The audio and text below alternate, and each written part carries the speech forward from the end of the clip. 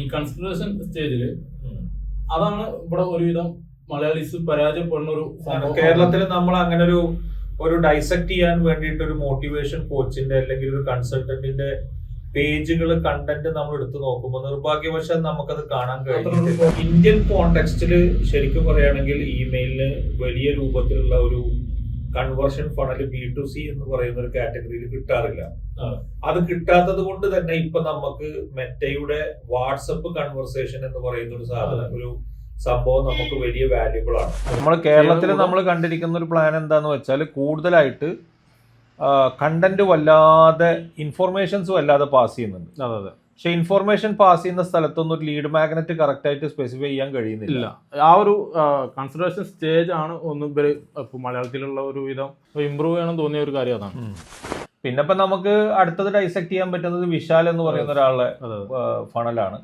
പക്ഷെ വിശാലിനൊരു ഇൻട്രസ്റ്റിംഗ് കേസാണ്. അതായത് ഇന്ത്യയിൽ ഒരു 10 ലക്ഷം രൂപ CTC മന്ത്ലി ഇയർലി മേടിക്കുന്ന ആൾക്കാർ, ഇയർലി മേടിക്കുന്ന വ്യക്തികളെ സംബന്ധിച്ചിടത്തോളം അതെങ്ങനെ ഒരു 2x അല്ലെങ്കിൽ 3x ഒരു 30 lakhs എത്തിക്കാം എന്ന് പറയുന്ന ഒരു ഫണലാണ് പുള്ളി ഡിസൈൻ ചെയ്തത്. ഈ രവി തൽരേജ എന്ന് പറയുന്ന ഒരു ഇൻട്രസ്റ്റിംഗ് കേസാണ്. കാരണം രവി തൽരേജയാണ് നമ്മുടെ ഇന്ന് ഇന്ത്യയിലെ ഏറ്റവും കൂടുതൽ ഹൈപ്പിൽ നിൽക്കുന്ന ഒരു മസാല ദോശ അല്ലെങ്കിൽ ഒരു ദോശ ജോയിന്റ് ഉണ്ട്. അതിന്റെ പേരാണ് രാമേശ്വരം കഫേ. ഈ രാമേശ്വരം കഫേയുടെ കൺസൾട്ടന്റ് ആയിട്ട് വർക്ക് ചെയ്ത് രവി തൽരേജയാണ്. ഓൾമോസ്റ്റ് ഇപ്പൊ എനിക്ക് തോന്നുന്നത് ഒരു 5 CR to 6 CR മാസം വരുമാനമുള്ള ഒരു ഇതാണ്. ഈ രവി തൽരേജന്റെ ഒരു രസം എന്താ വെച്ച് കഴിഞ്ഞാൽ ഇപ്പോ ജസ്റ്റ് പുള്ളിന്റെ വെബ്സൈറ്റ് വിസിറ്റ് ചെയ്താൽ അല്ലെങ്കിൽ ആ ഒരു ഇന്റന്റ് ഇപ്പൊ ഞാൻ നേരത്തെ പറഞ്ഞ പോലെ കോൾഡ് ട്രാഫിക്കിനെ നന്നായി യൂട്ടിലൈസ് ചെയ്യാൻ പറ്റും.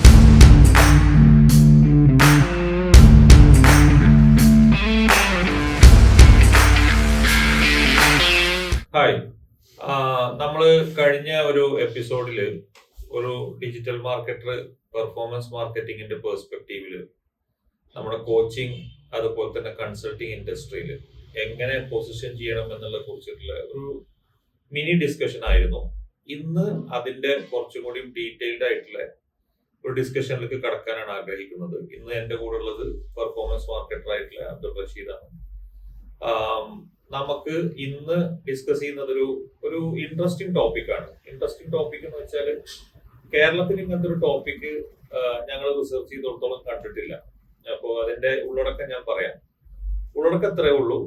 ഇന്ത്യയിലെ ഫേമസ് ആയിട്ടുള്ള കുറച്ച് കോച്ചുമാരെ കൺസൾട്ടന്റുമാരെ ഫണലിനെ കറക്റ്റ് ആയിട്ട് ഡൈസെക്ട് ചെയ്യാം. ആ ഡൈസെക്ട് ചെയ്തതിന് ശേഷം ഒരു ഡിജിറ്റൽ റോഡ് മാപ്പ് കൺസൾട്ടന്റ് എന്ന രൂപത്തിൽ നമുക്ക് സോഷ്യൽ മീഡിയ പ്ലാറ്റ്ഫോംസും ഓർഗാനിക് ചാനൽസും എങ്ങനെ പൊസിഷൻ ചെയ്യാൻ ഉപയോഗിക്കാം എന്നുള്ളതാണ് ഇന്നത്തെ ഡിസ്കഷൻ ഉള്ളടക്കം. So welcome Abdul Rasheed again to the podcast. ഇപ്പൊ നമ്മള് ഈ നേരത്തെ ഞാൻ സൂചിപ്പിച്ചതുപോലെ നമ്മളിന്ന് ചർച്ച ചെയ്യാൻ ഉദ്ദേശിക്കുന്ന ഇന്ത്യയിലെ ഫേമസ് ആയിട്ടുള്ള കുറച്ച് കോച്ചുമാരെ കൺസൾട്ടന്റുമാരെ ഫണലിനെ ഡൈസെക്ട് ചെയ്യുക എന്നുള്ളതാണ്. അപ്പൊ നമ്മള് ആദ്യം ഇന്ന് ചർച്ച ചെയ്യാൻ ഉദ്ദേശിക്കുന്ന രവി തൽരേജ എന്ന് പറയുന്ന ഒരു കൺസൾട്ടന്റിനെ കുറിച്ചിട്ടാണ്. അപ്പോൾ രവി തൽരേജയുടെ ഫണലാണ് നമ്മൾ ആദ്യമായിട്ട് ഡൈസെക്ട് ചെയ്യുന്നത്. രവി തൽരേജയുടെ ഫണല് മാത്രമല്ലെന്ന് ഡൈസെക്ട് ചെയ്യുന്നത്, നമ്മൾ അതിന്റെ കൂടെ തന്നെ അസോസിയേറ്റഡ് ആയിട്ട് 1, 2, 3 കോച്ചിങ് കൺസൾട്ടന്റുമാരെ ഫണല് നമ്മൾ ഡൈസെക്ട് ചെയ്തതിന് ശേഷം ഒരു ഡിജിറ്റൽ റോഡ് മാപ്പ് ഉണ്ടാക്കണം എന്ന ഒരു ഉദ്ദേശത്തോടു കൂടി നമുക്ക് ഡിജിറ്റൽ പ്ലാറ്റ്ഫോമുകളിലെ ഓരോ ടച്ച് പോയിന്റുകളിൽ നമ്മൾ എന്ത് ചെയ്യണം എന്നുള്ളതാണ് ഈ ഒരു പോഡ്കാസ്റ്റിൽ നമ്മൾ ഡിസ്കസ് ചെയ്യാൻ നോക്കുന്നത്. അപ്പോൾ ഇത് ഇങ്ങനെ ഒരു ഡിസ്കഷൻ ഞാൻ വെക്കാനുള്ള ഒരു പ്രധാനപ്പെട്ട കാരണം എന്താ വെച്ചാൽ മലയാളത്തില് ഇങ്ങനത്തെ ഒരു ഡിസ്കഷൻ ഞാൻ ഇതുവരെ കണ്ടിട്ടില്ല. ഇന്ത്യയിലെ ഇംഗ്ലീഷിലും ഹിന്ദി പോഡ്കാസ്റ്റുകളിലൊക്കെ വളരെ റെയർ ആയിട്ട് മാത്രമാണ് ഇങ്ങനത്തെ ഒരു ഡിസ്കഷൻ ഞാൻ കാണാറ്. അപ്പൊ ഇതൊരു ഉപകാരപ്പെടുന്ന ഒരു പോഡ്കാസ്റ്റ് ആയിട്ട് മാറും. ഒരു ഫ്രഷേഴ്സിനും മിഡ് ടയർ ആയിട്ട് മെറ്റയിൽ വർക്ക് ചെയ്യുന്ന മെറ്റ അതുപോലെ ഗൂഗിൾ പ്ലാറ്റ്ഫോം വെച്ചിട്ട് ഒരു ഫണൽ ഉണ്ടാക്കാൻ ശ്രമിക്കുന്ന ആൾക്കാർക്ക്. അപ്പൊ നമ്മൾ നേരെ പോഡ്കാസ്റ്റിലേക്ക് കടക്കാം. റഷീദ്, നമ്മൾ ആദ്യം ഡിസ്കസ് ചെയ്യേണ്ട ഒരു പോയിന്റ് എന്താ വെച്ചാല് ഇപ്പൊ നമ്മൾ നേരത്തെ പറഞ്ഞു രവി തൽരേജയുടെ ഒരു ഫണല് നമുക്ക് ഡൈസെക്ട് ചെയ്യാന്ന് പറഞ്ഞു. അവിടെ ഡൈസെക്ട് നമ്മൾ ചെയ്ത സമയത്ത് നിങ്ങൾക്ക് കിട്ടിയ കീ ഇൻസൈറ്റുകൾ എന്തൊക്കെയാണ്? ഇതിലിപ്പോ നമ്മൾ ഈ ഫണല് ഡൈസെക്ട് ചെയ്യണ സമയത്ത് നമ്മളൊരു 3 സ്റ്റേജാണ് ഫണല്. കൺസിഡറേഷൻ, കൺവേർഷൻ നമ്മൾ കഴിഞ്ഞ വീഡിയോയിൽ പോലെ തന്നെ. അപ്പൊ ഈ അവയർനെസ് സ്റ്റേജില് അവരെ ഡിസ്കവറിറ്റി, അവരുടെ ബ്രാൻഡ് ഡിസ്കവറിറ്റി അല്ലെങ്കിൽ കോച്ചിങ് സ്റ്റൈല് കാര്യങ്ങളൊക്കെ വെച്ചിട്ട് അവരെ ഡിസ്കവറിറ്റി കഴിഞ്ഞ് കഴിഞ്ഞാൽ എങ്ങനെ അവരെ വേറെ യുണീക്ക് ആയിട്ട് ഐഡന്റിഫൈ ചെയ്യാൻ പറ്റും. ഓക്കെ, ആ ഒരു സ്റ്റേജ് കഴിഞ്ഞ നമ്മൾ സെക്കൻഡ് സ്റ്റേജിലാണ് നമ്മൾ ശരിക്ക് നമുക്കുള്ളൊരു പണിയുള്ളത്. ഒരു പെർഫോമൻസ് മാർക്കറ്റ് അല്ലെങ്കിൽ ഒരു ഡിജിറ്റൽ റോഡ് മാപ്പ് ശരിക്കും ഉണ്ടാക്കുന്നത് സെക്കൻഡ് സ്റ്റേജിലാണ്. ഓക്കെ, ഈ കൺസിഡറേഷൻ സ്റ്റേജിൽ. ഓക്കെ, ഈ കൺസിഡറേഷൻ സ്റ്റേജിൽ അതാണ് ഇവിടെ ഒരുവിധം മലയാളീസ് പരാജയപ്പെടുന്ന ഒരു കേരളത്തിൽ നമ്മൾ അങ്ങനെ ഒരു ഡൈസെക്ട് ചെയ്യാൻ വേണ്ടിയിട്ട് ഒരു മോട്ടിവേഷൻ കോച്ചിന്റെ അല്ലെങ്കിൽ ഒരു കൺസൾട്ടന്റിന്റെ പേജുകൾ കണ്ടന്റ് നമ്മൾ എടുത്തു നോക്കുമ്പോൾ നിർഭാഗ്യവശാൽ നമുക്കത് കാണാൻ കഴിഞ്ഞിട്ടില്ല. അതാണ് നമ്മൾ പിന്നെ നോർത്ത് ഇന്ത്യൻ ഫണലുകൾ നമ്മൾ പഠിക്കാൻ തീരുമാനിച്ചത്. അവയർനെസ് ഇവിടെ ഓൾറെഡി ക്രിയേറ്റ് ചെയ്തിട്ടുണ്ട്. പക്ഷെ അവിടെ ഈ കൺസിഡറേഷൻ സ്റ്റേജിൽ കുറച്ചും കൂടി ഇമ്പ്രൂവ് ചെയ്യാനുണ്ടെന്ന് തോന്നി. ഓക്കെ, അപ്പോൾ ഈ കൺസിഡറേഷൻ സ്റ്റേജിൽ നമ്മൾ അതന്നെ ഒന്ന് ഡിവൈഡ് ചെയ്ത് കഴിഞ്ഞാൽ ഇപ്പൊ top of the funnel, middle of the funnel, bottom of the funnel. ഇപ്പൊ ഈ ടോപ്പ് ഓഫ് ദി ഫണൽ നമുക്ക് കോൾഡ് ട്രാഫിക് എന്ന് പറയാം. ഓക്കെ, ഈ കോൾഡ് ട്രാഫിക് വരുന്ന സമയത്ത് അതിൽ രണ്ട് ഓഡിയൻസ് ടൈപ്പാണ് വരുന്നത്. ഒന്ന് ഇന്റന്റ് ബേസ് ചെയ്തിട്ടും പിന്നെ മറ്റൊന്ന് ഇൻട്രസ്റ്റ് ബേസ് ചെയ്തിട്ടും. അപ്പൊ രണ്ട് ടൈപ്പ് ഓഡിയൻസിനെ നമുക്ക് ഇവിടെ ഡിഫൈൻ ചെയ്തെടുക്കാം. ഈ രണ്ട് ടൈപ്പ് ഓഡിയൻസിനെ ഡിഫൈൻ ചെയ്ത് കഴിഞ്ഞാൽ ആ രണ്ട് ടൈപ്പ് ഓഡിയൻസിന് ആപ്റ്റ് ആയിട്ടുള്ള CTAs ആണ് ഇവിടെ കൊടുക്കേണ്ടത്. നമ്മളൊരു കാര്യം ബേസിക് ആയിട്ട് അതിൽ ചോദ്യം ചോദിക്കാൻ പറ്റുന്നത്, ഇന്റന്റ് ബേസ്ഡും ഇൻട്രസ്റ്റ് ബേസ്ഡും ഓഡിയൻസിനെ നമ്മൾ ഡിഫൈൻ ചെയ്യുന്ന സമയത്ത് നമുക്ക് അവിടെ രണ്ട് സോഷ്യൽ മീഡിയ രണ്ട് പ്ലാറ്റ്ഫോമുകൾ നമുക്ക് അവിടെ സ്പെസിഫൈ ചെയ്ത് കയറ്റാൻ പറ്റും അല്ലെ? ഒന്ന് പറയുന്നത് ഇപ്പൊ നമ്മൾ ഇൻട്രസ്റ്റ് ബേസ്ഡ് ഓഡിയൻസ് ആണെങ്കിൽ നമുക്ക് ഗൂഗിളിനെ റിലേറ്റ് ചെയ്യാം അല്ലെ? ഇന്റന്റ് ബേസ്ഡ് ആവുന്ന സമയത്ത് നമുക്ക് ഒന്നുകൂടി മെറ്റാ പ്ലാറ്റ്ഫോം ആയിരിക്കും ഇന്ത്യൻ കോണ്ടെക്സ്റ്റിൽ ഒന്നുകൂടി ഉപയോഗിക്കാൻ പറ്റും. ഇന്റന്റ് ബേസ് ചെയ്തിട്ടാകുമ്പോ ഗൂഗിളും ഇൻട്രസ്റ്റ് ബേസ് മറ്റേയാവും. ഇന്റന്റ് ഓക്കെ, ഇന്റന്റ് ആവുന്ന സമയത്ത് ഇൻട്രസ്റ്റിന് മറ്റേയും ഇന്റന്റിന് ആവുന്ന സമയത്ത് ഗൂഗിളും നമുക്ക് ഉപയോഗിക്കാം. ഓക്കെ, ഈ ഇൻട്രസ്റ്റ് ബേസ് ചെയ്തിട്ട് വരുന്ന സമയത്ത് ഒരു എക്സാമ്പിൾ പറയുകയാണെങ്കിൽ ഇപ്പൊ ഒരു ഡിജിറ്റൽ മാർക്കറ്റിംഗിന് കോച്ചിങ് പ്രോഗ്രാം ആയിരിക്കും. അപ്പൊ ഈ ഡിജിറ്റൽ മാർക്കറ്റിങ്ങിനോട് ഇൻട്രസ്റ്റ് ആയിട്ടുള്ള ബിഹേവിയർ അല്ലെങ്കിൽ ഒരു ഇൻട്രസ്റ്റ് ചെയ്തിട്ടുള്ള ആൾക്കാർ അപ്പൊ എങ്ങനെ ഐഡന്റിഫൈ ചെയ്യാന്ന് വെച്ചാൽ ഇവർ ഓൾറെഡി ഏതെങ്കിലും ഡിജിറ്റൽ മാർക്കറ്റിംഗിന്റെ പ്രോഗ്രാം കാണുന്നവരോ അല്ലെങ്കിൽ അതിനോട് വീഡിയോസ് ലൈക്ക് ചെയ്യണവരോ എൻഗേജ് ചെയ്യണ ടീമാണ്. അപ്പൊ മറ്റെന്ത് ചെയ്യും, ഇവര് ഈ ഇൻട്രസ്റ്റ് ബേസ് ചെയ്തിട്ടുള്ള ആൾക്കാരാണെന്ന് മനസ്സിലാവും. പിന്നെ അതുപോലെ നമുക്ക് അതായത് ടച്ച് പോയിന്റുകൾ ഏതെങ്കിലും ഒരു ടച്ച് പോയിന്റ് നമ്മൾ ഇവർ ഇന്ററാക്ട് ചെയ്യുന്ന ഒരു ടച്ച് പോയിന്റിൽ നിന്ന് തന്നെ നമുക്ക് ഈ ഡാറ്റ കിട്ടാൻ പറ്റും ഏതെങ്കിലും ഒരു ഓഡിയൻസ് ആണെന്നുള്ളത്. അപ്പൊ ഇതാണ് കോൾഡ് ട്രാഫിക്കിനെ സംബന്ധിച്ചിടത്തോളം വരുന്ന ഒരു ഓഡിയൻസ്. പിന്നെ നെക്സ്റ്റ് വരുന്നതാണ് വാം ലീഡ് അല്ലെങ്കിൽ വാം ട്രാഫിക് ആണ്.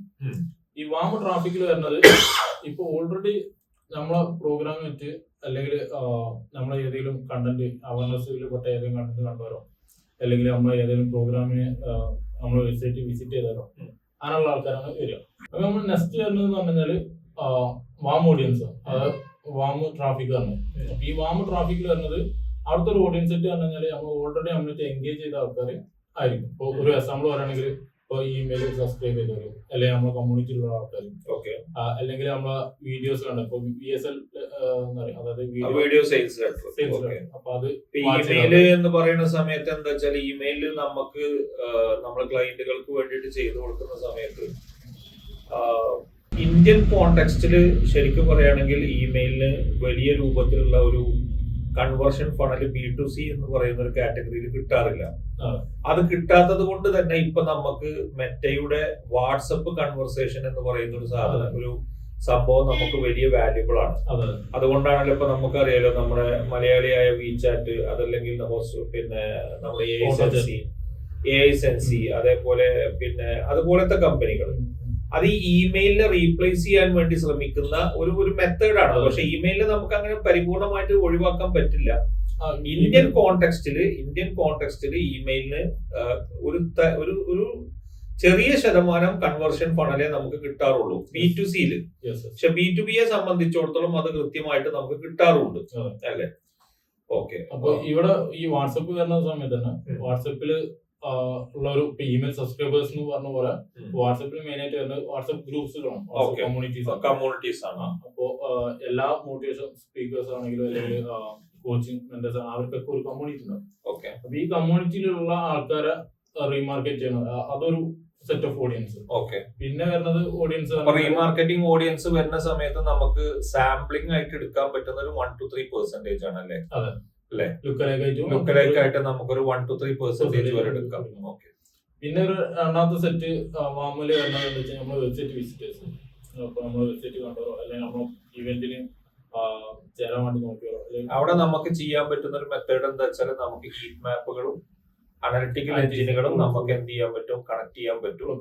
പക്ഷെ നമുക്ക് ആപ്പുകൾ ഉണ്ട് എന്നുണ്ടെങ്കിൽ, നമ്മുടെ ഫണല് ആപ്പ് ഉണ്ടെങ്കിൽ നമുക്ക് എന്ത് ചെയ്യാം, നമുക്കവിടെ ആട്രിബ്യൂഷൻ സൈക്കിൾസ് മെയിൻറ്റെയിൻ ചെയ്യാൻ വേണ്ടിയിട്ട് അല്ലെങ്കിൽ മാനേജ് ചെയ്യാനോ മോണിറ്റർ ചെയ്യാനോ ഡിസൈൻ ചെയ്യാനോ നമുക്ക് കോഹോർട്ട് ബേസ്ഡ് എലമെന്റുകൾ ഡിസൈൻ ചെയ്യാൻ വേണ്ടിയിട്ട് നമുക്ക് ആട്രിബ്യൂഷൻ എൻജിൻസിന് ഇൻസ്റ്റാൾ ചെയ്യാം. ഉദാഹരണം പറഞ്ഞാൽ ആപ്സ് പ്ലെയർ, കൊച്ചാവ, ബ്രാഞ്ച് കൊടുത്തത് ആപ്പ് ഉണ്ടെങ്കിൽ. അപ്പോൾ ഹോട്ട് ഓഡിയൻസിനെ കുറിച്ച് നമുക്കൊന്ന് ഡിസ്കസ് ചെയ്യാം. ഹോട്ട് ഓഡിയൻസിന്റെ ക്യാരക്ടറിസ്റ്റിക്സ് നമുക്ക് എങ്ങനെ പറയാൻ പറ്റും? ഇപ്പോൾ ഹോട്ട് ഓഡിയൻസിൽ വരുന്നത് ഓഡിയൻസ് സെറ്റ് പറഞ്ഞു കഴിഞ്ഞാൽ നമ്മൾ ഒന്നും കൂടി പൊട്ടൻഷ്യൽ ഉള്ള കസ്റ്റമേഴ്സ്. ഇപ്പോൾ ഒരു എക്സാമ്പിൾ പറയുകയാണെങ്കിൽ ഇപ്പോൾ നമ്മൾ ഇവന്റ് രജിസ്ട്രേഷനിലോട്ട് വന്നു, അപ്പോൾ അവിടെ ഫോമൊക്കെ അപ്ലൈ ചെയ്തിട്ട് പിന്നെ ഇവന്റ് രജിസ്റ്റർ ചെയ്യാതെ പോയ ആൾക്കാർ, പിന്നെ അതുപോലെ നമ്മൾ ഇപ്പോൾ വെബിനാർ ആണെങ്കിൽ വെബിനാറിനോട്ട് രജിസ്റ്റർ ചെയ്ത ആൾക്കാർ, അതിന് എന്താ പറയുക രജിസ്ട്രേഷൻ കഴിഞ്ഞിട്ട് പക്ഷേ അറ്റൻഡ് ചെയ്യാത്ത ആൾക്കാർ. ഓക്കെ, അപ്പോൾ അങ്ങനത്തെ ആൾക്കാരാണ് നമ്മൾ ഹോട്ട് ഓഡിയൻസ് ആയിട്ട് അല്ലെങ്കിൽ ഹോട്ട് ട്രാഫിക് ആയിട്ട് നമ്മൾ കാറ്റഗറൈസ് ചെയ്യണം. ഓക്കെ, ഇനി നമുക്ക് ഇത് വെച്ചിട്ട് ഇനി നമുക്കൊരു കാര്യം ചെയ്യാം. ഇനി നമുക്ക് ഈ രവി തൽരേജയുടെ തന്നെ ആ ഫണലിനെ ഒന്ന് ഡൈസെക്ട് ചെയ്ത് നോക്കാം. അദ്ദേഹം എങ്ങനെയാണ് ആ ബിസിനസ് മോഡൽ വർക്ക്ഔട്ട് ചെയ്യണമെന്നുള്ളത്. അതെ, ഇപ്പോൾ അദ്ദേഹം ഈ അവന സ്റ്റേജിൽ കുറച്ച് കണ്ടന്റ്സ് ക്രിയേറ്റ് ചെയ്യുന്നത് നമ്മൾ നേരത്തെ പറഞ്ഞ പോലെ ആ ഒരു സ്റ്റേജ്. അതായത് എന്താ വെച്ചാൽ അയാൾക്ക് അദ്ദേഹത്തിന് ഒരു ക്ലിയർ ആയിട്ടുള്ള ഒരു ഓഡിയൻസ് ബേസ് ഉണ്ട്. അദ്ദേഹത്തിന്റെ ഓഡിയൻസ് ബേസ് എന്ന് വെച്ചാൽ SMB MSME ക്യാരക്ടറിസ്റ്റിക് ഉള്ള ബിസിനസ്സുകാർക്ക് how they can design a system or a process in order to scale that business. ഇതാണ് ശരിക്കും രവി തൽരേജ സഹായിക്കുന്ന ഒരു മേഖല. അതെ, അപ്പൊ അദ്ദേഹത്തിന്റെ ഫണലിനെ ഒന്ന് നിങ്ങൾക്ക് ഡൈസെക്ട് ചെയ്ത് തരാൻ പറ്റും? അതെ, അപ്പൊ അദ്ദേഹത്തിന്റെ ഫണലിൽ വരുന്നപ്പോൾ നമ്മൾ ഫസ്റ്റ് പറഞ്ഞ ഒരു കോൾഡ് ട്രാഫിക് എന്ന് പറഞ്ഞാൽ ആ ഒരു സെഷനിൽ വരുന്നത് അദ്ദേഹം ഒരു ഇമെയിൽ സബ്സ്ക്രിപ്ഷൻസ് കാര്യങ്ങൾ പ്രൊവൈഡ് ചെയ്യുന്നുണ്ട്. ഓക്കെ, അപ്പൊ അദ്ദേഹം ശരിക്കും പറയുകയാണെങ്കിൽ അദ്ദേഹത്തിന്റെ യൂട്യൂബിലുള്ള വീഡിയോസ്, സോഷ്യൽ പ്ലാറ്റ്ഫോമുകളിലുള്ള വീഡിയോസ് വഴി അദ്ദേഹത്തിന്റെ കണ്ടന്റ് കൂടുതൽ ആഗ്രഹിക്കുന്ന ആൾക്കാർക്കൊക്കെ അദ്ദേഹം ഒരു ഇമെയിൽ ലീഡ് മാഗ്നറ്റ് വെച്ചിട്ടുണ്ട്. ശരി, ഓക്കെ. ഇത് നേരെ പോണത് ഈ വെബിനാർ അല്ല ഒരു വർക്ക്ഷോപ്പ് പുള്ളി അതിനെന്ത് റേറ്റാ മേടിക്കുന്നത്? 99 രൂപ. ഓക്കെ, അത് വൺ ഡേ വർക്ക്ഷോപ്പ് വെബിനാർ ആണ്. Okay, one day webinar. Okay, fine. അപ്പോൾ അത് 99 രൂപയുടെ ഒരു വർക്ക്ഷോപ്പാണ്. ഓക്കെ, അപ്പൊ ആ ലാൻഡിംഗ് പേജ് അദ്ദേഹത്തിന് ഉണ്ടാവും. ആ ലാൻഡിംഗ് പേജിൽ VSL ഉണ്ടോ? ലാൻഡിംഗ് പേജിൽ VSL ഉണ്ട്. VSL വഴി കൊണ്ടുണ്ട്. അതുപോലെ നേരെ വെബിനാറിനോട്ട്. ഈ വെബിനാർ കഴിഞ്ഞാൽ പിന്നെ അടുത്ത സ്റ്റേജ് ഓഫ് ദ ഫണൽ എവിടെയാണ്? ഈ വെബിനാർ കഴിഞ്ഞ് കഴിഞ്ഞാൽ പിന്നെ അദ്ദേഹം പ്രൊമോട്ട് ചെയ്യുന്നത് ഈ വെബിനാറിൽ പ്രൊമോട്ട് ചെയ്യണം എന്താ വെച്ച് കഴിഞ്ഞാൽ ഈ 3 ഡേ ഒരു വർക്ക്ഷോപ്പ്, പിന്നെ അടുത്ത 3 ഡേ വർക്ക്ഷോപ്പിന് വേണ്ടിയിട്ടാണ് പ്രൊമോട്ട് ചെയ്യുന്നത്. ഒരു 3 ഡേ. അതിന് എന്ത് കോസ്റ്റ് ഉണ്ട്? അതിന് 5,000 to 10,000 റേഞ്ചിലുള്ള ഒരു കോസ്റ്റ് ഉള്ള ഒരു. അപ്പൊ വെബിനാർ അപ്പൊ നമ്മൾ ഒന്നും കൂടി ഡൈസെക്ട് ചെയ്യുക. അദ്ദേഹം എന്ത് ചെയ്യുന്നു, അദ്ദേഹത്തിന്റെ അവയർനെസ് സ്റ്റേജിനെ സ്പെസിഫൈ ചെയ്യുന്നു. ആ അവയർനെസ്സിൽ നിന്ന് നിങ്ങൾക്ക് അദ്ദേഹത്തിന്റെ കൂടുതൽ കണ്ടന്റ് വേണമെന്നുണ്ടെങ്കിൽ ഇമെയിൽ സബ്സ്ക്രൈബ് ചെയ്യാം. ആ ഇമെയിൽ ചിലപ്പോൾ ഒരു 30 ദിവസത്തെ ഇമെയിൽ കണ്ടന്റ് കൊടുക്കുന്നുണ്ടാവും. ആ കൊടുത്തു കഴിഞ്ഞാൽ നേരെ ലാൻഡിംഗ് പേജിൽ വരും.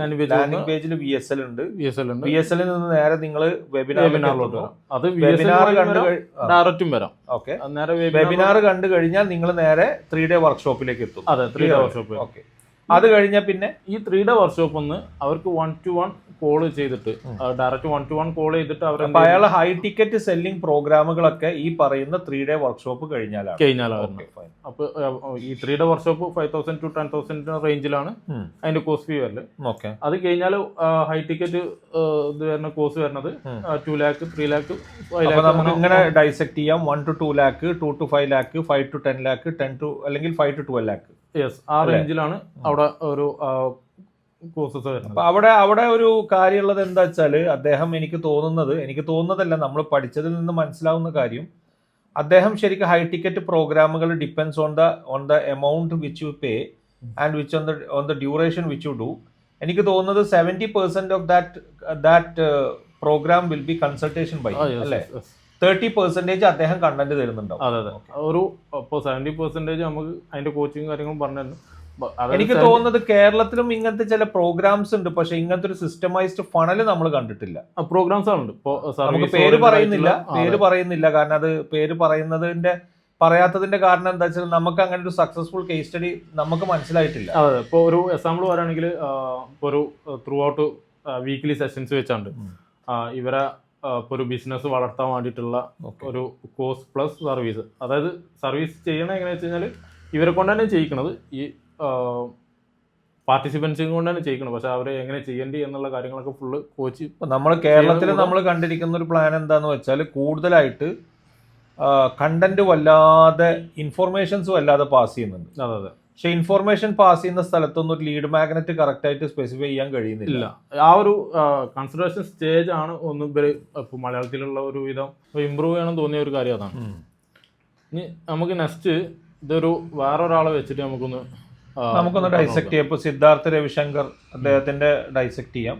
ഓക്കെ. അദ്ദേഹത്തിന്റെ എനിക്ക് തോന്നിയ ഒരു പോയിന്റ് എന്താ വെച്ചാൽ അദ്ദേഹം അതിനെ ഒന്നും കൂടി ഒരു ലേഡ് അപ്രോച്ചിലേക്ക് കൊണ്ടുപോകും. ബാക്കിയൊന്നും വലിയ വ്യത്യാസം ഉണ്ടെന്ന് തോന്നുന്നില്ല. ബാക്കി ഏകദേശം ഇതിനായിട്ട് സിമിലർ ആയിട്ടുള്ള ഒരു രീതിയിൽ തന്നെ വന്നിട്ടുള്ളത്. പിന്നെ ഇപ്പൊ നമുക്ക് അടുത്തത് ഡൈസെക്ട് ചെയ്യാൻ പറ്റുന്നത് വിശാൽ എന്ന് പറയുന്ന ഒരാളുടെ ഫണലാണ്.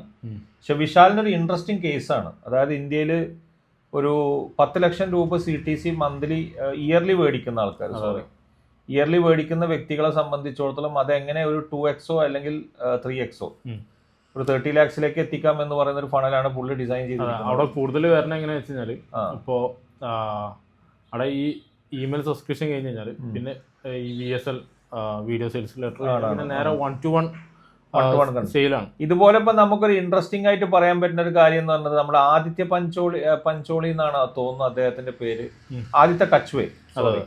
ആദിത്യ കച്വേ പഞ്ചോളി സിനിമ നടനാണ്. അപ്പോ കച്വേ എന്ന് പറയുന്ന വ്യക്തി ഒരു 9 രൂപയുടെ ഫണൽ ഉണ്ടാക്കിയിട്ടുണ്ട്. നമ്മുടെ ChatGPT AI ടൂളുകൾ വെച്ചിട്ട് പഠിക്കുന്ന ഒരു കോഴ്സ് 9 രൂപ. പിന്നെ അതിനെ വേറെ ഇതേപോലത്തെ പ്രോസസ്സ് തന്നെയാണ് അദ്ദേഹത്തിനുള്ളത്. പക്ഷെ ഈ നമ്മളിപ്പോ ഇത് ഒരു ഫണലിനെ ഡൈസെക്ട് ചെയ്യാൻ ഈസി ആയിട്ട് സാധിച്ചല്ലോ. ഈ ഫണലിൽ നമ്മൾക്ക് മനസ്സിലായ ഒരു പോയിന്റ് എന്താ വെച്ചാല് ഈ കൺസൾട്ടന്റ് ശരിക്കും പറഞ്ഞാൽ അദ്ദേഹം ഒരു കോച്ചല്ല. അദ്ദേഹം ശരിക്കും പറയുകയാണെങ്കിൽ ഇവരുടെ ബിസിനസ്സിലെ ഒരു സ്ട്രാറ്റജിക് പാർട്ട്ണർ ആയിട്ടാണ് നിൽക്കുന്നത്. ഈ രവി തൽരേജ എന്ന് പറയുന്ന ഒരു ഇൻട്രസ്റ്റിംഗ് കേസാണ്. കാരണം രവി തൽരേജയാണ് നമ്മുടെ ഇന്ന് ഇന്ത്യയിലെ ഏറ്റവും കൂടുതൽ ഹൈപ്പിൽ നിൽക്കുന്ന ഒരു മസാല ദോശ അല്ലെങ്കിൽ ഒരു ദോശ ജോയിന്റ് ഉണ്ട്. അതിന്റെ പേരാണ് രാമേശ്വരം കഫേ. ഈ രാമേശ്വരം കഫേയുടെ കൺസൾട്ടന്റ് ആയിട്ട് വർക്ക് ചെയ്ത് രവി തൽരേജയാണ്. ഓൾമോസ്റ്റ് ഇപ്പൊ എനിക്ക് തോന്നുന്നത് ഒരു 5 CR to 6 CR മാസം വരുമാനമുള്ള ഒരു ഇതാണ്. സോഷ്യൽ മീഡിയകൾ തന്നെയാണ് ഈ ഫണലുകളെല്ലാം സസ്റ്റെയിൻ ചെയ്യാനുള്ള ഏറ്റവും നമ്പർ 1 മെത്തേഡ് സോഷ്യൽ മീഡിയകളാണ്. ഇപ്പൊ ഈ രവി തൽരേജന്റെ ഒരു രസം എന്താ വെച്ച് കഴിഞ്ഞാൽ ഇപ്പോ ജസ്റ്റ് പുള്ളിന്റെ വെബ്സൈറ്റ് വിസിറ്റ് ചെയ്താൽ അല്ലെങ്കിൽ ആ ഒരു ഇന്റന്റ് ഇപ്പൊ ഞാൻ നേരത്തെ പറഞ്ഞ പോലെ കോൾഡ് ട്രാഫിക്കിനെ നന്നായി യൂട്ടിലൈസ് ചെയ്യാൻ പറ്റുന്ന ഒരാളാണ്. അപ്പൊ ഞാനൊരു കാര്യം നിങ്ങളടുത്ത് ചോദിക്കട്ടെ. ഇപ്പൊ നമ്മൾ ഡിജിറ്റൽ റോഡ് മാപ്പ് കൺസൾട്ടിങ്ങിന്റെ ഒരു പോഡ്കാസ്റ്റ് ആണല്ലോ ഇത്. അതെ. നമുക്ക് CDP പ്ലാറ്റ്ഫോമുകൾ സത്യം പറഞ്ഞാൽ ഇവിടെ നന്നായിട്ട് ഉപയോഗിക്കാൻ പറ്റുന്നുണ്ട്. ഇപ്പൊ നമ്മൾ കുക്കീലെസ് എൻവിറോൺമെന്റ് എന്തായാലും ഈ വർഷം വന്നിട്ട് ഇതുവരെ വന്നിട്ടൊന്നും ഇല്ലെങ്കിൽ പോലും തേർഡ് പാർട്ടി കുക്കീസിനെ കംപ്ലീറ്റ് ഒഴിവാക്കുന്ന ഒരു കാലഘട്ടമാണ് ഇനി വരാൻ പോകുന്നത്. അപ്പൊ അവിടെ CDP പ്ലാറ്റ്ഫോമുകൾക്ക് വളരെയധികം പ്രാധാന്യം വരുന്നുണ്ട്. ഓക്കെ. ഈ അതാണ് ഒരു മെയിൻ നമ്മൾ ഫോക്കസ് ചെയ്യേണ്ട കാരണം. ഈ ഫസ്റ്റ് പാർട്ടി ഡാറ്റ നമ്മൾ അതെങ്ങനെ എന്താ പറയുക അനലൈസ് ചെയ്യണം അല്ലെങ്കിൽ അതിനെങ്ങനെ യൂസ് ചെയ്യണം എന്നുള്ള. Very good. First party data എന്ന് പറഞ്ഞത് ശരിക്കും പറഞ്ഞാൽ നമ്മുടെ സ്വന്തം സ്വത്താണ്. അതെ. ഇതിപ്പോ ഞാൻ നിങ്ങളുടെ അടുത്ത് ഇപ്പൊ നമ്മളൊരു യാത്രയിൽ ഞാൻ പറഞ്ഞൊരു പോയിന്റ് ഉണ്ട്. ആ പോയിന്റ് എന്താന്ന് വെച്ചാൽ ഇനി എല്ലാ ഡേറ്റ ഉള്ള കമ്പനികളും ഡേറ്റ പ്രൊവൈഡേഴ്സും. ഉദാഹരണം പറഞ്ഞാൽ UAE ഞാൻ കണ്ടിരിക്കുന്ന ക്യാരി ഫോർ ഡേറ്റ പ്രൊവൈഡർ ആണ്. അതേപോലെ തന്നെ ഓരോ അങ്ങനത്തെ കമ്പനികൾ ഡേറ്റ അക്വയർ ചെയ്യാൻ പറ്റുന്ന കമ്പനികളൊക്കെ ഡേറ്റ പ്രൊവൈഡേഴ്സ് ആണ്. അപ്പൊ CDP പ്ലാറ്റ്ഫോമുകൾ ഇനി വളരെ ആവശ്യമുള്ള ഒരു കാലഘട്ടത്തിലേക്കാണ് വരുന്നത്. പക്ഷെ CDP ഇവരെ സംബന്ധിച്ചിടത്തോളം എത്ര കണ്ട് ഇപ്പൊ ഇംപ്ലിമെന്റ് ചെയ്യാൻ പറ്റും എന്നുള്ളതല്ല, പക്ഷെ ഉണ്ട്. ഇനി അടുത്തൊരു പോയിന്റ് ഇപ്പോ നമുക്ക് സംസാരിക്കാനുള്ള ഒരു പോയിന്റ് എന്താ വെച്ചാൽ അത് ഇതിന്റെ ലാസ്റ്റ് ആയിട്ടുള്ള ഒരു പോയിന്റ്. നമ്മളിപ്പോ ഫണലുകളെല്ലാം ഡൈസെക്ട് ചെയ്തു. രവിയുടെ ഡൈസെക്ട് ചെയ്തു, സിദ്ധാർത്ഥ രവിശങ്കറിന്റെ ഡൈസെക്ട് ചെയ്തു, നമ്മൾ വിശാലിന്റെ ഡൈസെക്ട് ചെയ്തു. എല്ലാത്തിനും ഏകദേശം ഒരു 70% ഐഡന്റിക്കൽ റോഡ് ബിൽഡിംഗ് ബ്ലോക്സ് ആണ്. ഒരു 30% ഡിഫറൻഷിയേറ്റഡ് പോയിന്റ് ഉണ്ട്. നമുക്ക് ഇനി സംസാരിക്കേണ്ട ഒരു പോയിന്റ് എന്താ വെച്ചാൽ സോഷ്യൽ മീഡിയ എന്ന് പറയുന്ന ഒരു ചാനലുകളിൽ ടച്ച് പോയിന്റുകൾ എത്ര ഇവർക്ക് ഉണ്ട്. ഇപ്പൊ കോൾഡ് ഓഡിയൻസിന്, വാം ഓഡിയൻസ്, നിങ്ങൾ നേരത്തെ പറഞ്ഞതുപോലെ cold audience, warm audience and പിന്നെ എന്താ പറയുക മോസ്റ്റ് അവെയർ ആയിട്ടുള്ള ഓഡിയൻസ് വരുന്നുണ്ട്. ഈ ഓഡിയൻസുകൾക്കൊക്കെ എത്ര ടച്ച് പോയിന്റുകളെ നമുക്ക് എങ്ങനെയൊക്കെ ഇവരെ ഡിസൈൻ ചെയ്യാം, ഏതൊക്കെ ഡേറ്റ നമുക്ക് എക്സ്ക്ലൂഡ് ചെയ്യാം, എവിടെ നമ്മൾ എക്സ്ക്ലൂഡ് ചെയ്യണം, അതൊന്നും നമുക്ക് ഡിസ്കസ് ചെയ്താലോ. കാരണം അത് എന്തായാലും ഈ സ്പെക്ടേറ്റേഴ്സിന് അല്ലെങ്കിൽ നമ്മുടെ ഓഡിയൻസിന് അത് അറിയാൻ വലിയ ആഗ്രഹം ഉണ്ടാവും. കാരണം നമുക്ക് ഒരു എക്സാമ്പിൾ ആയിട്ട് ഇപ്പോൾ നമ്മൾ ഈ രവി തൽരേജൻ തന്നെ ഒരു പുള്ളി മോസ്റ്റ് ആക്റ്റീവ് ആയിട്ടുള്ള യൂട്യൂബിലാണ്. യൂട്യൂബിലാണ്. യൂട്യൂബിൻ്റെ ഒരു കണ്ടന്റ് സ്ട്രാറ്റജി അല്ലെങ്കിൽ യൂട്യൂബിൽ അതിനെ എങ്ങനെ ഒന്ന് അലൈൻ ചെയ്തിട്ടുള്ളത് നോക്കാം. അപ്പോൾ അതിൽ തന്നെ നമ്മളൊരു 3 ഫണലാക്കിയിട്ട് തിരിക്കുക. ഇപ്പോൾ top of the funnel, middle of the funnel, bottom of the funnel.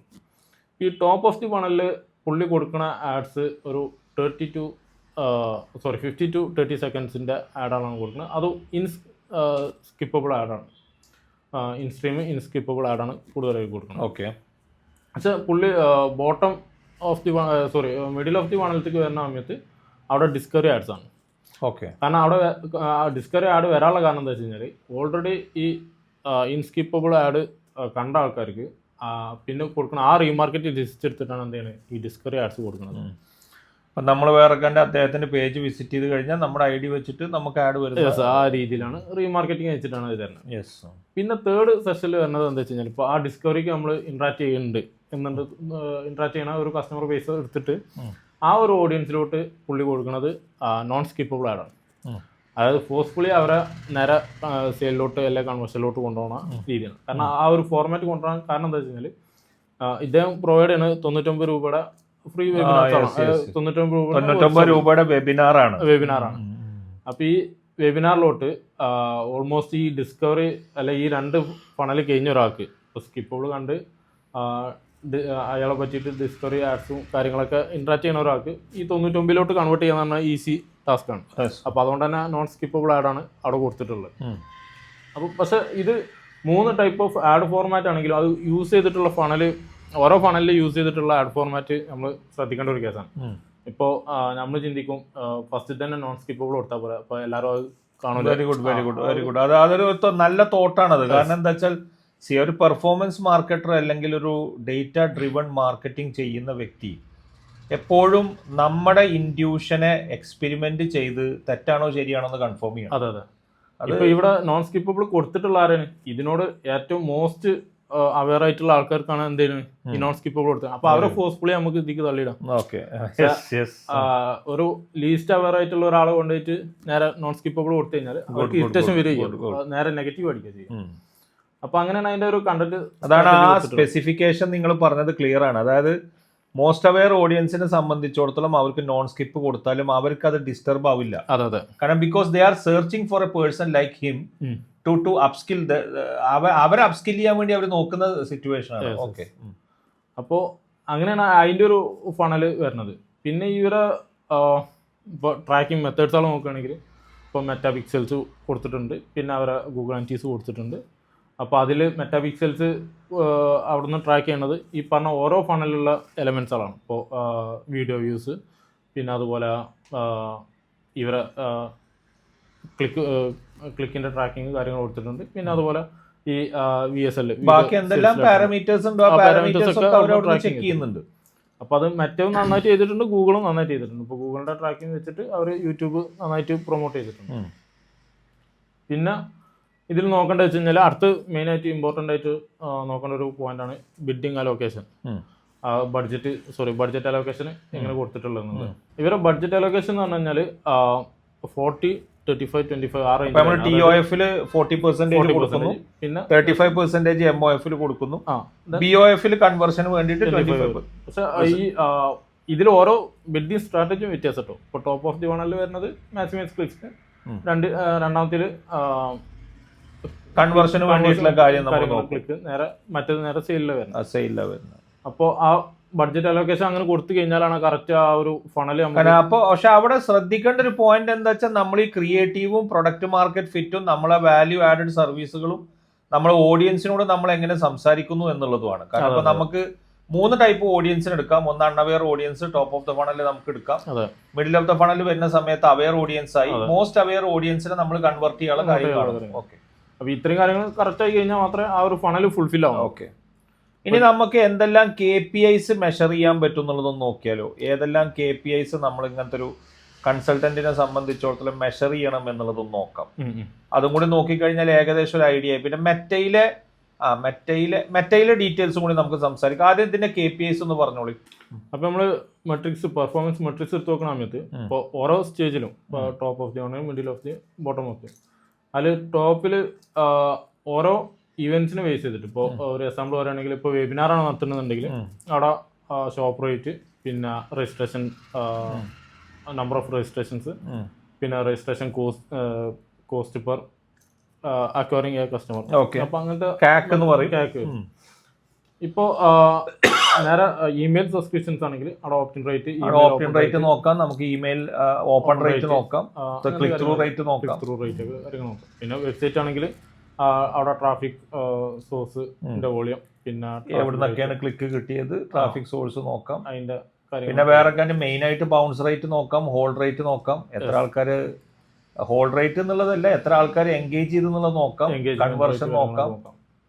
അപ്പൊ ഇത് റേറ്റ് അവിടെ നോക്കൽ നിർബന്ധമാണ്. കാരണം എന്താ വെച്ചാൽ ലാൻഡിംഗ് പേജിന്റെ CRO ഒക്കെ അത് വളരെ ഇമ്പോർട്ടന്റ് ആയ കാര്യമാണ് ബൗൺസ് റേറ്റ് നോക്കുന്നത്. പിന്നെ പെർഫോമൻസ് മെട്രിക്സ് നോക്കുന്ന സമയത്ത് നമ്മൾ ഇത് ഒക്കെ ഡിപ്പെൻഡ് ചെയ്യണത് നമ്മൾ ഉണ്ടാക്കുന്ന ഫണലിനനുസരിച്ചാണ്.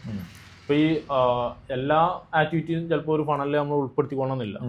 ഇപ്പൊ യൂസറിന്റെ ബിഹേവിയറിനൊക്കെ അനുസരിച്ച് അത് കസ്റ്റമൈസ്ഡ് ആയിരിക്കും. യൂസറിന് വെബിനാർ ഓക്കെ അല്ല, അപ്പോൾ അവിടെ നമ്മൾ വെബിനാർ നടത്തിയിട്ട് കാര്യമില്ല. അല്ലെ ഇമെയിൽ സബ്സ്ക്രിപ്ഷൻസ്. അതുകൊണ്ടായിരിക്കാം കേരളത്തിൽ വേറെ കാരണം ഇങ്ങനത്തെ ഒരു സ്പെഷ്യലൈസ്ഡ് ഫണൽ അവർ കൊണ്ടുവരാതിരിക്കാനും കാരണം എന്ന് എനിക്ക് തോന്നുന്നു. കാരണം കേരളത്തിൽ ഞാൻ മനസ്സിലാക്കുന്ന ഒരു കാര്യം എന്താ വെച്ചാൽ കൂടുതലും റഫറൽ ബിസിനസ്സുകളാണ് ഇവർക്ക് ഒരു ശതമാനം ആൾക്കാർക്ക് കിട്ടുന്ന റഫറലാണ്. ബാക്കിയുള്ളവർ എസ്റ്റാബ്ലിഷ്ഡ് ഉണ്ട്, പക്ഷെ എസ്റ്റാബ്ലിഷ്ഡും ഇത്തരം ഒരു അഡ്വാൻസ്ഡ് ആയിട്ടുള്ള ഫണൽ സിസ്റ്റം നമുക്ക് കാണാൻ കഴിഞ്ഞിട്ടില്ല. അതെ, ഇതിലൊരു പ്രശ്നം എന്ന് പറഞ്ഞാൽ ഇവിടെ ഫണൽ ഉണ്ടാക്കാൻ പറ്റുന്നില്ല എന്ന് പറയാനുള്ളൊരു, അല്ലെങ്കിൽ അങ്ങനത്തെ ഒരു ഫീൽ വരാനുള്ള ഒരു റീസൺ ഞാൻ മനസ്സിലാക്കിയിട്ടുള്ളത്, ഇപ്പോൾ ഇവർ അവയർനെസ് ചെയ്തിട്ട് കിട്ടുന്ന ഒരു ഓഡിയൻസ് സെറ്റ് പറഞ്ഞു കഴിഞ്ഞാൽ അവരെ ആപ്റ്റായിട്ടുള്ള ഒരു ഓഡിയൻസ് അല്ല. അതായത് ഇപ്പോൾ അൺഅവെയർ ഓഡിയൻസിനെ ശരിക്കും പറഞ്ഞ സ്പെസിഫിക് നോളജബിൾ ഓഡിയൻസ് ആക്കാൻ അതുകൊണ്ട് സാധിക്കുന്നില്ല. കാരണം നമുക്ക് മനസ്സിലാവുന്നത് ഇൻഫർമേഷൻ ഓവർലോഡ് ആണ് നടത്തുന്നത്. ഇൻഫർമേഷൻ ഓവർലോഡ് നടക്കുന്ന സമയത്ത് എന്താ വെച്ചാൽ ഇൻഫർമേഷൻ ഓവർലോഡ് നടക്കുമ്പോൾ ഓട്ടോമാറ്റിക്കലി അവിടെ സംഭവിക്കുന്ന ഒരു കേസ് എന്താ വെച്ചാൽ സ്പെസിഫൈഡ് ഓഡിയൻസിന് ഒരു ഇന്റന്റ് ഹോൾഡ് ചെയ്യാൻ പറ്റുന്നില്ല. അതാണ് അവിടെ ഒരു എക്സൈറ്റ് നടക്കുന്ന ഒരു സംഭവം. അപ്പൊ അതുകൊണ്ടാണ് അവർക്ക് പിന്നെ ഒരു മോട്ടിവേഷൻ ലൈന് ചില കണ്ടന്റുകളിൽ നമുക്ക് ഫീൽ ചെയ്യുന്നത് എന്താ വെച്ചാൽ അവരുടെ ഇന്റന്റഡ് ഓഡിയൻസ് അതാണെങ്കിൽ പോലും ഓവർ മോട്ടിവേഷൻ കൊടുക്കുന്നുണ്ടോ എന്നുണ്ടാവും. മോട്ടിവേഷൻ സ്പീക്കേഴ്സ് ഒരു ബിസിനസ് കോച്ചാണെന്ന് വിചാരിക്കാം. അപ്പോൾ ആ ഒരു മോട്ടിവേഷൻ കൂടുതലായിട്ട് ബിസിനസ് ചെയ്യാൻ വേണ്ടിയിട്ട് ഒരു മോട്ടിവേഷൻ കൊടുക്കുന്നുണ്ട്. ഫോർ എക്സാമ്പിൾ അങ്ങനെ കൊടുക്കുന്നുണ്ട് വിചാരിക്കാം. ഈ ഒരു വ്യക്തി അല്ലെങ്കിൽ ഒരു ബിസിനസ്സിക്ക് വരുന്ന വ്യക്തി എന്ന് പറഞ്ഞു കഴിഞ്ഞാൽ അവൻ ശരിക്കും ബിസിനസ്സിക്ക് വരാൻ ആഗ്രഹിച്ച ഒരാളാവില്ല. അവനെ മോട്ടിവേറ്റ് ചെയ്തിട്ട് ബിസിനസ്സിലോട്ട് കൊടുന്ന് കിട്ടുകയാണ്. പക്ഷെ അത് ശരിക്കും നമ്മളെ ഓഡിയൻസ് നമുക്ക് അനുഭവമാണ്. കാരണം എന്താ വെച്ചാൽ നമ്മളിപ്പോ ഒരുപാട് ഗവൺമെന്റ് സ്പോൺസേർഡ് പ്രോഗ്രാമുകൾക്ക് നമ്മൾ പോവാറുണ്ട്. നമ്മള് TDIയുടെ പ്രോഗ്രാം, കിറ്റ്കോന്റെ പ്രോഗ്രാം, അങ്ങനെ പ്രോഗ്രാമുകൾക്ക് നമ്മൾ MSMയുടെ പ്രോഗ്രാമിനൊക്കെ പോവാറുണ്ട്. അവിടെ നമ്മൾ മനസ്സിലാക്കുന്ന ഏറ്റവും വലിയൊരു കാര്യം എന്താ വെച്ചാൽ 99% of the people who are saying that they are doing business, അതിൽ നിന്ന് നമുക്ക് ഏകദേശം 75% of the people are not passionate about business. അവരെ സംബന്ധിച്ചോളം ദർ ഇസ് നോ ഒരു റിവേഴ്സ് ആണ്. അതായത് വേറൊരു വഴിയില്ലാത്തത് കൊണ്ട് ഞാൻ ഇനിയിപ്പോൾ ഇതിനെ ഇറങ്ങുക എന്നുള്ള. പക്ഷെ അങ്ങനത്തെ ആൾക്കാർ കൂടുതലും ചെയ്യുന്നത് എന്താന്ന് വെച്ച് കഴിഞ്ഞാൽ ഓവർ മോട്ടിവേറ്റഡ് കണ്ടന്റുകൾ കൺസ്യൂം ചെയ്തിട്ട് this is A very easy process എന്ന രീതിയിലാണ് അവർ പോകുന്നത്. അതുകൊണ്ടായിരിക്കാം എനിക്ക് തോന്നുന്നത് അതെ ആ ഓഡിയൻസ് മാറുന്നതുകൊണ്ടാണ് ഇവർക്ക് അടുത്തൊരു സ്റ്റേജിലോട്ട് ഈ ഒരു അതായിരിക്കാം ഇവർ ഇത്ര സ്ട്രക്ചേർഡ് ആയിട്ടുള്ള ഒരു ഫണൽ കൊണ്ടുവരാത്തതെന്ന് എനിക്ക് തോന്നുന്ന ഒരു കാര്യമാണത്. ഇപ്പൊ ഏതിലാണെങ്കിലും ഇപ്പൊ നമ്മളൊരു ഇന്ത്യൻ ഓഡിയൻസ് ഇപ്പൊ ചില നമ്മൾ വീഡിയോസ് ഒക്കെ നോക്കുന്ന സമയത്ത് ഒരു ഡീറ്റെയിൽ ആയിട്ട് കൊടുത്തിട്ടുള്ള പെർഫോമൻസ് മാർക്കറ്റേഴ്സിന്റെ വീഡിയോസ് ഞാൻ ചിലതൊക്കെ നോക്കാറുണ്ട്. അവർ പോപ്പുലർ വ്ളോഗേഴ്സ് ആണ്. ഓക്കെ, അവർക്ക് ഈ പറഞ്ഞ പോലെ 10 CR 15 CR 100 CR ഒക്കെ ബിസിനസ് ചെയ്തവരാണ്. പക്ഷെ അവരുടെ വീഡിയോസിൽ വീഡിയോ വ്യൂസ് പറഞ്ഞു കഴിഞ്ഞാൽ ഒരു ലിമിറ്റഡ് വ്യൂസ് ഉണ്ടാവുള്ളൂ. ഒരു 10,000 വ്യൂസ് അല്ലെങ്കിൽ 25,000 15,000 ആ റേഞ്ച് ഉണ്ടാവുള്ളൂ. അതെന്ന് പറഞ്ഞു കഴിഞ്ഞാൽ അവരുടെ കറക്റ്റ് ഓഡിയൻസ് സെറ്റാണ് ആ വാച്ച് ചെയ്യുന്നത്. അപ്പൊ നമ്മൾ വേറെ ഇപ്പൊ ഒരു ഫണൽ ഡൈസെക്ട് ചെയ്യാൻ വേണ്ടി ഒരു വ്യക്തിയുടെ വീഡിയോ കണ്ടപ്പോൾ ഞാൻ പറഞ്ഞല്ലോ 10,000 വ്യൂസ് എന്ന് പറഞ്ഞാൽ 10,000 അദ്ദേഹത്തിന്റെ ഇന്റന്റഡ് ആ കണ്ടന്റ് കൺസ്യൂം ചെയ്യാൻ വേണ്ടി വന്ന ഓഡിയൻസ് ആണ്. അപ്പോൾ അതേ കേരളത്തിനെ സംബന്ധിച്ചിടത്തോളം അല്ലെങ്കിൽ നമ്മൾ ഇവിടെ ചെയ്യുന്ന ചില ബിസിനസ് കോച്ചിങ്ങിലൊക്കെ സംബന്ധിച്ചിടത്തോളം വ്യൂസ് നന്നായിട്ട് കയറുന്നുണ്ട്, അല്ലെങ്കിൽ അവർക്ക് പോപ്പുലാരിറ്റി വെരി ഗുഡ് അതൊരു പോയിന്റ് ആണ്. ഇവർക്ക് കറക്റ്റ് ആപ്റ്റായിട്ടുള്ള ഓഡിയൻസ് ആവില്ല. അതിന്റെ ഒരു ഫ്രാക്ഷൻ മാത്രമേ ആപ്റ്റായിട്ടുള്ള ഓഡിയൻസ് ഉണ്ടാവുള്ളൂ. വൈറാലിറ്റിക്ക് വേണ്ടിയിട്ടാണ് കൂടുതലും ശ്രമിക്കുന്നത്. അപ്പൊ അതാണ് ശരിക്കും ഒരടുത്തൊരു സ്റ്റേജിലോട്ട് കൊണ്ടുപോകാൻ പറ്റാത്തതിന്റെ റീസൺ. അപ്പൊ ഗായ്സ്, നമ്മളെ ഈ പോഡ്കാസ്റ്റിൽ നമ്മളെ കൊണ്ട് കഴിയുന്നിടത്തോളം ഇൻഫോർമേഷൻസ് നമുക്ക് ഡൈസെക്ട് ചെയ്യാൻ കഴിഞ്ഞിട്ടുണ്ട്. ഇനി നിങ്ങൾ ഓഡിയൻസ് ആണ് നമ്മളടുത്ത് ഒരു അഭിപ്രായം പറയേണ്ടത്. ശരി. നിങ്ങൾക്ക് ഈ കണ്ടന്റിനെ കുറിച്ച് കൂടുതൽ അഭിപ്രായങ്ങൾ നിങ്ങൾക്ക് കൂടുതൽ അറിയണം എന്നുണ്ടെങ്കിൽ നമ്മൾക്ക് ഇതിൽ കമന്റ് ആയിട്ട് ഏതൊക്കെ സെക്ഷനാണ് നിങ്ങൾക്ക് കൂടുതൽ ഡിസ്കസ് ചെയ്യേണ്ടതെന്ന് പറഞ്ഞു കഴിഞ്ഞാൽ അതിനെക്കുറിച്ച് നമ്മൾ കൂടുതലായിട്ട് ഡിസ്കസ് ചെയ്യും. നമ്മൾ ഇന്ത്യയിലെ മൊത്തത്തിലുള്ള ഒരു എക്കോസിസ്റ്റത്തിന്റെ ഒരു എക്സാമ്പിൾ എടുത്തിട്ടാണ് നിങ്ങൾക്ക് ഇന്നൊരു കേസ് സ്റ്റഡി ഞങ്ങൾ തന്നിരിക്കുന്നത്. അബ്ദുൾ റഷീദ് വളരെ കൃത്യമായിട്ട് ഓരോ ഫണലിന്റെ സ്റ്റേജുകളെ കുറിച്ചും ഡിസ്കസ് ചെയ്യാൻ ശ്രമിച്ചിട്ടുണ്ട്. ആൻഡ് ഐ ഹോപ്പ് ഈ കണ്ടന്റ് നിങ്ങൾക്ക് ഇഷ്ടപ്പെടുമെന്ന് പ്രതീക്ഷിക്കട്ടെ. Thank you for watching this video. And നമ്മൾ ഇതുപോലെ തന്നെ കണ്ടന്റുകളായിട്ട് ഇനിയും വരുന്നതാണ്. ഇനി അടുത്ത ഇ കൊമേഴ്സിന്റെ ഒരു വീഡിയോ കൊണ്ടുവരാമെന്നുള്ളതാണ് നമ്മൾ ആഗ്രഹിക്കുന്നത്. എന്തായാലും thank you for watching. Thank you.